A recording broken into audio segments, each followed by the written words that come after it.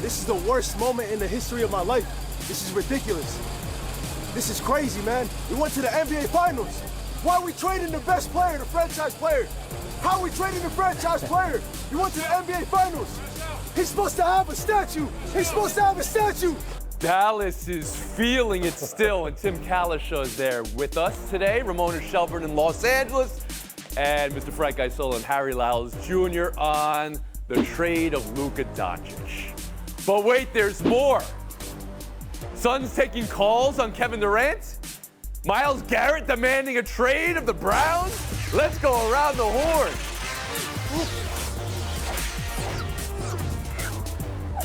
Luka for Myles Garrett's a better deal. Is the shock wearing off? Not really, right? Everybody will always remember where they were when they heard the Mavs traded Luka Doncic. Gonna split this up on how and why it happened, and then what it means for the actual playing of the basketball. Tim, you've spent 41 hours now trying to figure out how and why. You wrote It's a Nightmare. Your paper's headline, Luka was ours, is cinema. Here's GM Nico Harrison yesterday. I understand the magnitude of it. So the easiest thing for me to do is do nothing, and everyone would praise me for doing nothing. But we really believe in it, and time will tell if I'm right. We believe that it sets us up to win not only now, but also in the future. And when we win, I believe the frustration will go away. On why and how this came to be, to Dallas we go. Around the horn, Tim Kalisha. Yeah, Tony, I have had 41 hours, and I came to the morning news 41 years ago, so I'm trying to remember anything that has shocked and upset fans like this. And it's even though the Mavericks got rid of Jason Kidd when he was 23, and they let Steve Nash go when he was 29, there is nothing to compare to this. A first-team All-NBA player, 5 years in a row. Now they're finding out all these deficiencies, which we already know. He's not much of a defender, and he does get hurt. Yeah, which team in the West has been to 2 of the last 3 Western Conference Finals? I think it's Luka's team. So let's not pretend he was just such damaged goods they couldn't afford to give him a Supermax deal. This is a very, very strange and, for the fans, upsetting deal that Nico Harrison has done. They're playing in a very short window now for AD and Kyrie and Klay Thompson to be part of a championship. They're all 32 and older, or AD's about to turn 32. The others are older. And they would have had Luka forever. You know, they had Dirk here for 21 years. There was this nice bridge one year from Dirk to Luka. Fans felt immensely privileged. He was a beloved player here. There's 77 jerseys everywhere. And people, shock doesn't begin to... Doesn't begin. Now, the press conference yesterday, is there any understanding you come to as a columnist now where you were like, okay, I could see where a team is making this move? Even if you get to your point of saying, I don't want to pay the Supermax to this guy who's hurt some, you have to do a much better deal with more first-round picks than the deal Nico did with the Lakers. This is a very, very limited deal. 1 first-round pick, which won't amount to anything, and 3 or 4 years of Anthony Davis. Let's bring in Ramona Shelburne here in Los Angeles. Where were you when you heard the news, Ramona? Had you heard whispers going on? No one's heard whispers, but be honest with me. I want to get into this feeling.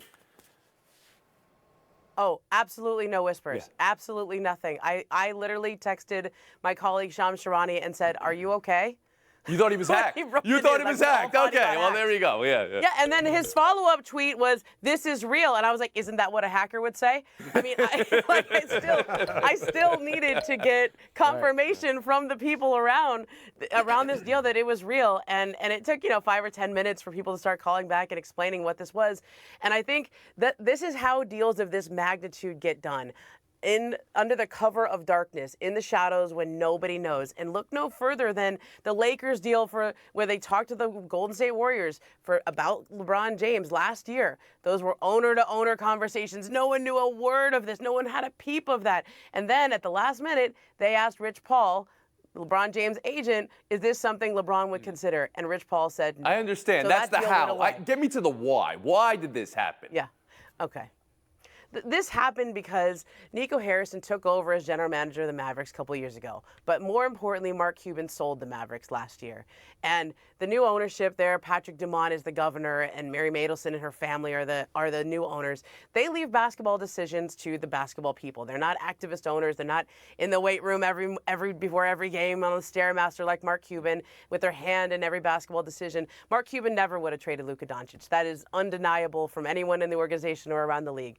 But the new ownership trust their basketball people. And in Nico Harrison's estimation, this wasn't the guy that they wanted to empower as the face of their franchise, not just for the next 5 years. He's betting against the long-term potential of Luka Doncic based on his habits, based on his work ethic, based on the guy. And if he's right, he'll look great in 5 years. If he's wrong, he won't be there anymore. Well, that's precisely how he said it as well. I think that's even getting a little bit further ahead than some of the Mavericks fans are today. It's just like, how are you even going to work today? Frank Isola, you've been covering this league for over 30 years. How did you feel when you heard this? Where were you? What was happening in your mind? Yeah. I was around the Brooklyn Nets, and everyone had the same reaction that Ramona had. You know, it's a great trade when everyone's convinced that the guy reporting it had been hacked. But, so 7 months ago, this guy is playing in an NBA Finals. He's 25 years old. Clearly, they must think and know something about Luka that they would want to trade him. You want to trade him? Knock yourself out.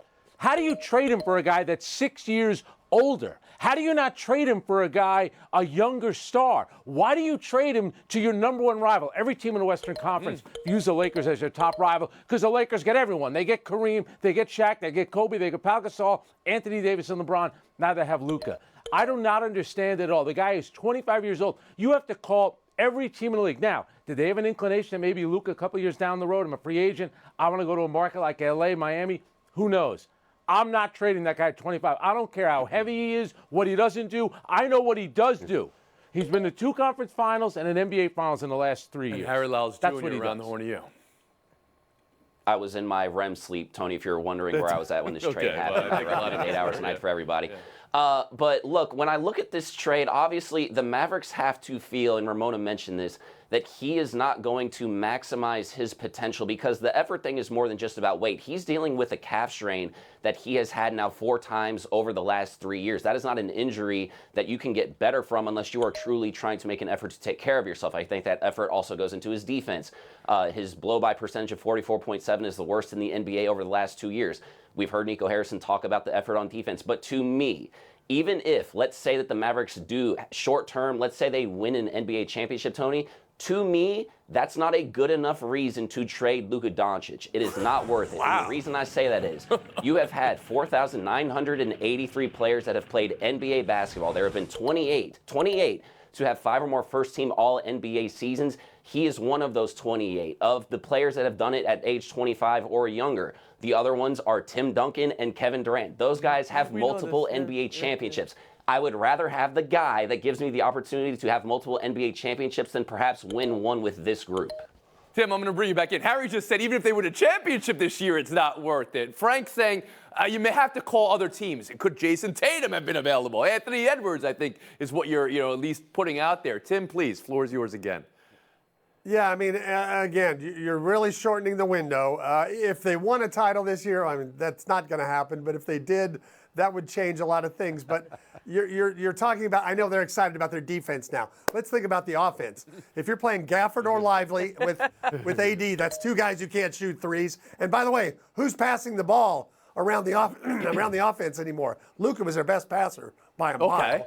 And Kyrie's not. I've heard differing opinions on this, though, Ramona. I mean, some think they've matched up well against OKC in the past. They just got even bigger. Do you believe this Mavericks team right now could even start to think about putting together a run this year?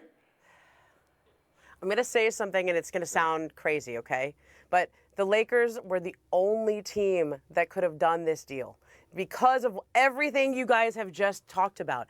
Fan reaction was going to be horrible. If you even breathe a word, if you call one more team and say, hey, what would you give me for Luka? That's getting out. That's getting back to Luka. And now you lose control of the process. You sour your relationship with Luka. The fans react poorly to it. You never even get out of the starting block because of how crazy it is. Why does it have to be the Lakers? Because they pick the star they want back in return. It's Anthony Davis, and they pick Nico Harrison and Rob Pelinka are the only two men who could have done a trade like this together.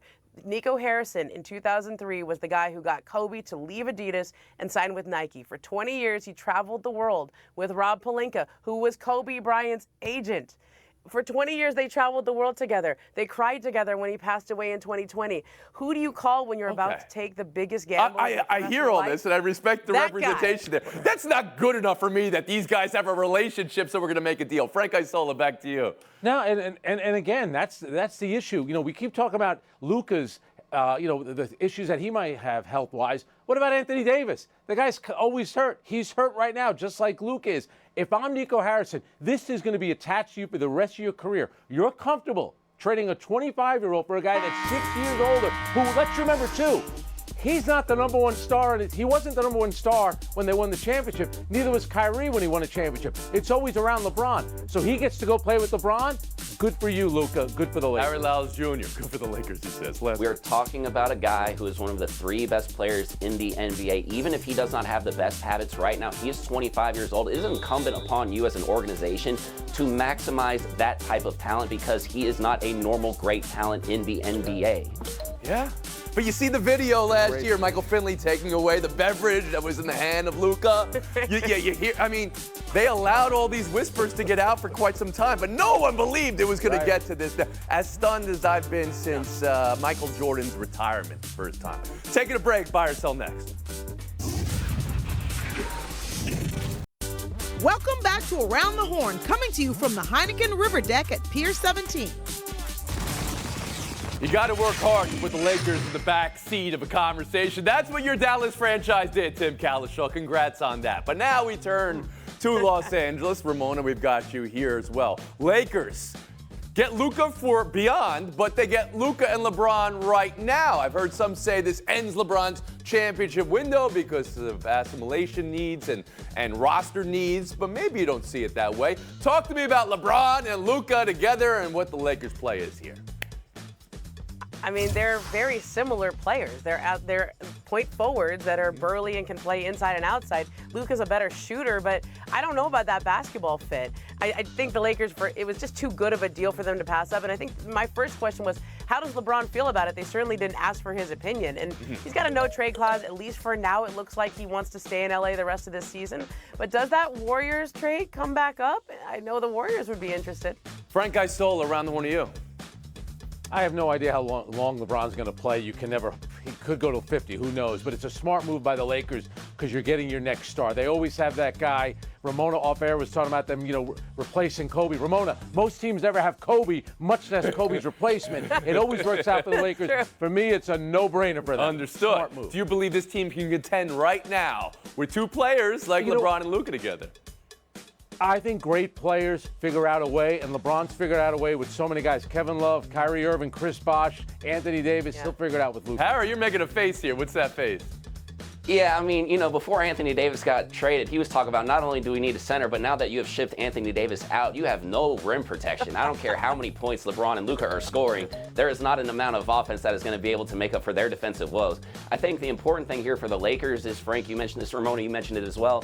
You have now gotten your next star, and you basically traded for the Dallas Mavericks championship window. So now that you have that on your side for the next 7 to 10 years, you're in business. If they happen to win with LeBron, that's cool, but that's all that matters. Tim Cowlishaw. I would go the other way. Think of these young teams at the top, Oklahoma City, Memphis, Houston. You walk out for that first playoff game at home, and here come Luka and LeBron walking out to center court. And you're going, how did this happen? How did this first round matchup happen?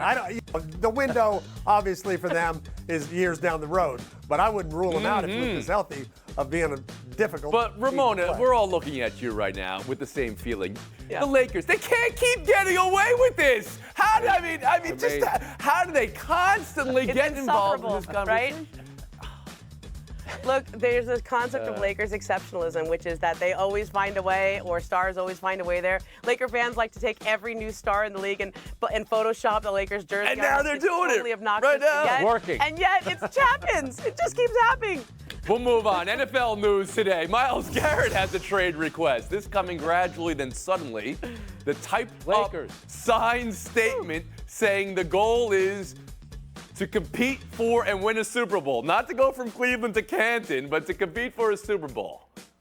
Tim, what did the Browns do here with this very public request? Who should be first in line if they are dealing Garrett? He's a great defensive player. I'm sure Nico Harrison is looking at him right now. But beyond that, I would say there are two teams in the top five of the draft that don't need a quarterback, Jacksonville and New England. If they want to load up that pick and a bunch of picks and players, then I'd listen to them, but I'm going to try to Do you keep think Cleveland Garrett in town. needs to acquiesce here to this request? No. They need to talk him into staying. He's Harry Lyles Jr.? Hey, Myles Garrett, I am also a graduate of Closed Mouths Don't Get Fed University. It's a great time to ask for a trade. I also think, look, if you're the Cleveland Browns, for all the bad decisions that you have made over the course of these many, many years, I would like to see them honor this request. Myles Garrett is one of the best defensive rushers that we have ever seen. He's the fourth fastest to 100 sacks. He accomplished that this season. For as many just hiccups as they have had, I know as much as they want him to be a lifetime Brown, do not do that to this man. Send him somewhere here where he can Okay, go so win. you think they should go past what they said, which was we wanted to remain a Brown out of Yeah, and it benefits you too in a rebuild. good favor. Frank Isola, around the horn to you. Yeah, and it's not like the NBA where there's a guarantee. I'm keeping them. And, they talk about rebuilding. Rebuilding is just getting the right quarterback. Look where Washington was last year. They get the right quarterback, then the NFC Championship game. I'm keeping my. All right, so you trust in the Cleveland Browns opportunity here to get the right quarterback when that hasn't happened for some 3 decades. Ramona Shelburne, how about you? I'll give him Anthony Davis in the 2029 first. Yeah. I think it's, look, this is, I think he put his name on it. He didn't leak it. He gave you plenty of time to do it. And whoever trades for him, they need to get him signed to a new huge contract. He's got 2 years, $50 million left on his deal. But whatever he signed is going to reset the market and get it done before Micah Parsons signs his contract, because then you'll have He to didn't top just put his name on it and sign it and type it up. He also used the exact phrase that GM Barry used with Cleveland to Canton. He said, that's not my focus. My focus is Super Bowl. Ramona, thanks so much for your time today. I know you really worked hard to get to us. I appreciate that. Harry Lyles as well. Kalisha, Isola. That's our showdown next. The other NBA trade this weekend. Man, these trades don't stop. De'Aaron Fox to the Spurs. Zach LaVine and first rounders to the Kings. Talk to me about how Fox fits with Wembanyama and what the San Antonio Spurs, one game back of playing right now, are. Tim, break it down, bro. I think the Fox Wembanyama Spurs, looking forward, that team has a bright future. Now, they're only a couple games out of the play-in, so I don't know that they won't get into that this year, and we at least get to see the beginnings of it. As far as Sacramento goes, getting Zach LaVine, I still think Sacramento's pretty good. Anybody with Sabonis, I think that team can still make it in, but I don't know how, Fox to San Antonio is clearly the key. Isola? De'Aaron Fox handled this perfectly. It was just about a week ago where he said, you know what, maybe think about trading me. He ends up on the team he wants to go to. I love the trade for San Antonio. I think him and Victor Wembanyama, that could be a dynamic combination. And remember, the Spurs really didn't trade a lot of their assets, including Stephon Castle. They kept him. Yeah. And they have enough draft picks. They could win the lottery and get Cooper Fleck. So we talk about the Lakers living a charmed life. The San Antonio Spurs are right behind. Wait, so they could win the lottery? Where are you going with that? Well, they could have it. They could have Atlanta's pick. They could have Atlanta's pick as well. So they still have enough picks where they could. Are they making the play conceivably and/or get them all playoffs? Is what I want to hear from both of you guys right now. No, I don't have them in the playoff. No, Wow, you don't have them clearing one game in the play-in now? too many good teams. They're 4 games under 500. We'll move on. Chip Kelly leaving Ohio State. He was the OC there to become the OC of the Las Vegas Raiders. So from Ohio State's perspective, the champs losing both coordinators. And then from the NFL perspective, Pete Carroll on offense, getting offense immediately. Frank, is this more about Chip Kelly, more about Pete Carroll, more about the Raiders, or more about the Buckeyes? I think it's about Chip Kelly. Has that big O that stands for offense. We know that that's what he's known for. And remember, too, Ohio State, you want to get a big-time coordinator job, go there. So I think you'll see a lot of guys do that because you're always going to have the talent at Ohio State. Chip Kelly did a good job rebuilding his reputation. TC? I think it's about Pete Carroll, and I do think this combination can work. Now, they got the toughest job maybe in the NFL. They got 3 playoff teams, including the Chiefs, in their division. That's a big hill to climb. Yes. But Yes. Pete Carroll's into it. Chip Kelly wants to give the NFL another shot. I think his stuff will work.